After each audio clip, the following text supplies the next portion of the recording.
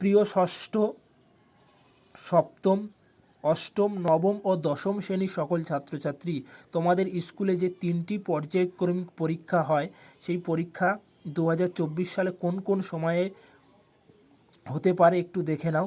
দেখো, তোমাদের প্রথম পর্যায়ক্রমিক পরীক্ষা বা ফার্স্ট সামেটিভ ইভ্যালুয়েশন পরীক্ষাটি কখন হবে একটু দেখে নাও। দেখো, ক্লাস 6 থেকে 10 পর্যন্ত তোমাদের প্রথম পর্যায়ক্রমিক পরীক্ষা শুরু হবে এপ্রিল মাসে 1 তারিখে এবং এপ্রিল মাসের 9 তারিখের মধ্যে তোমাদের প্রথম পর্যায়ক্রমিক পরীক্ষা শেষ হবে। তারপরে দেখো, সেকেন্ড সামেটিভ ইভ্যালুয়েশন বা দ্বিতীয় পর্যায়ক্রমিক পরীক্ষা শুরু হবে, দেখে নাও, আগস্ট মাসের 1 তারিখে তোমাদের দ্বিতীয় পর্যায়ক্রমিক পরীক্ষা শুরু হবে এবং আগস্ট মাসের 8 তারিখের মধ্যে দ্বিতীয় পরীক্ষা শেষ হবে।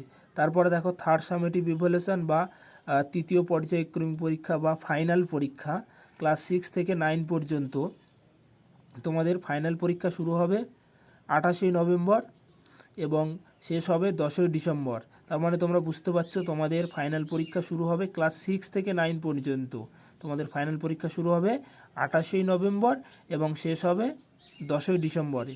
তারপর যে সমস্ত ছাত্রছাত্রী তোমরা 2025 সালে মাধ্যমিক দেবে, তোমাদের যে স্কুলে টেস্ট পরীক্ষা হয়, ফাইনাল টেস্ট পরীক্ষা, সেই টেস্ট পরীক্ষাটি কখন হবে একটু দেখে নাও।